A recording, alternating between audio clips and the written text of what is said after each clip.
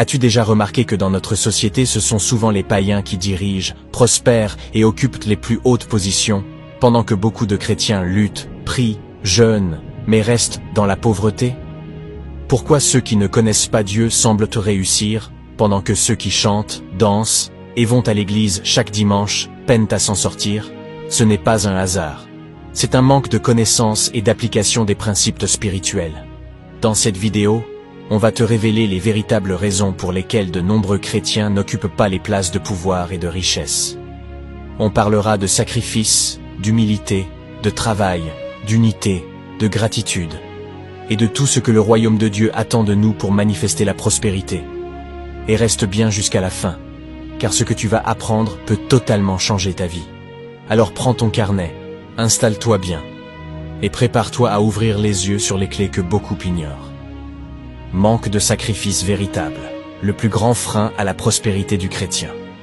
Dans toutes les générations et dans toutes les cultures, les hommes ont toujours compris un principe spirituel universel. Rien de grand ne s'obtient sans sacrifice.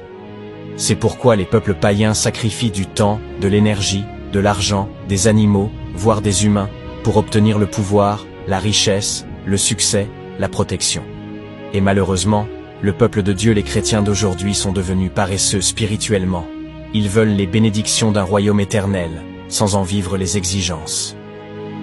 Dans la vie réelle, les occultistes sacrifient du sommeil pour consulter leurs idoles à 2h, 3h du matin. Ils sacrifient de l'argent, parfois des millions, pour des fétiches ou des pactes. Ils sacrifient même des relations humaines pour obtenir des postes d'influence. Ils sacrifient leur moralité pour obéir aux règles de leur cercle spirituel. Que le féticheur demande à un païen de venir 1h du matin pour un sacrifice même dans la vallée de la mort, le païen viendra, et à l'heure.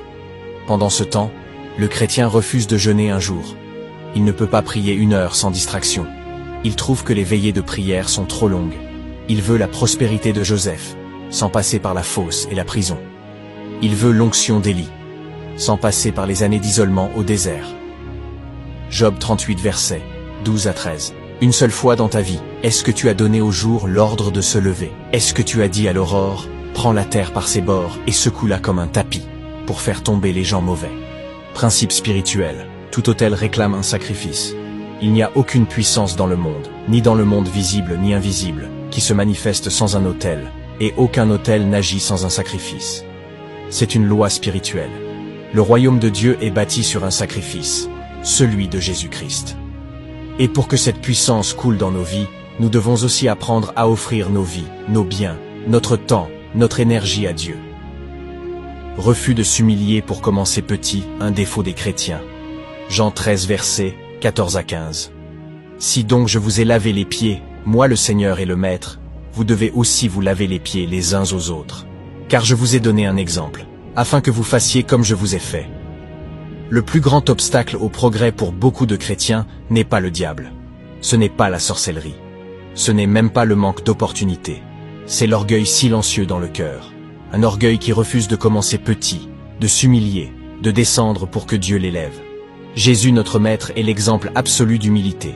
Jésus-Christ, le roi des rois, le Fils du Créateur de toutes choses, a accepté de naître dans une étable, au milieu des animaux, de grandir comme charpentier, fils d'un simple ouvrier, de laver les pieds de ses disciples, une tâche réservée aux esclaves, de mourir nu et humilié sur une croix, entre 2 brigands. Et nous, ses disciples, voulons la gloire sans la croix. Nous voulons l'onction sans la soumission. Nous voulons la grandeur sans passer par la poussière. Beaucoup de chrétiens aujourd'hui disent « Je suis enfant de Dieu, je ne peux pas faire ça. Moi travailler comme apprenti, jamais. Nettoyer, vendre au marché, faire taxi-moto, c'est humiliant. Commencer un petit commerce? Je préfère attendre un miracle. » Mais Dieu ne bénit pas les rêveurs orgueilleux. Il bénit ceux qui acceptent de commencer avec rien et de lui faire confiance pas à pas. Le royaume de Dieu est bâti par des gens humbles. Zacharie 4, verset 10. Qui est-ce qui méprise le jour des petits commencements? Dans la Bible, tous ceux qui ont marqué leur génération ont commencé petits. David a commencé comme berger dans le secret avant de vaincre Goliath. Joseph a commencé comme esclave et prisonnier avant de devenir premier ministre. Ruth a commencé comme glaneuse dans les champs avant d'épouser Boaz. Mais aujourd'hui, les chrétiens veulent commencer directement au sommet. Ce n'est pas biblique. Ce n'est pas spirituel. Ce n'est pas réaliste. Pendant ce temps, les païens acceptent l'humiliation. Tu verras des jeunes non-chrétiens commencer comme domestiques, être apprentis mécaniciens, vendre dans la rue, faire des tâches que les chrétiens trouvent indignes. Mais après 10 ans, ils deviennent patrons, importateurs, hommes d'affaires, leaders. Parce qu'ils ont semé dans l'humilité, ils récoltent dans l'honneur. Philippiens 2, versets 8 à 9. Il s'est humilié lui-même, se rendant obéissant jusqu'à la mort, même jusqu'à la mort de la croix. C'est pourquoi Dieu l'a souverainement élevé. Si tu refuses de t'abaisser, tu bloques Dieu dans son travail d'élévation. Car Dieu ne travaille qu'avec les cœurs brisés et humbles. Le vrai chrétien accepte de commencer petit, d'apprendre en servant, de laver les pieds des autres, de vivre des saisons difficiles avec foi et fidélité. Car il sait que Dieu élève ceux qui s'abaissent. Si c'est ton cas, faire cette petite prière et reprends-toi à partir d'aujourd'hui. Seigneur, brise en moi l'orgueil caché.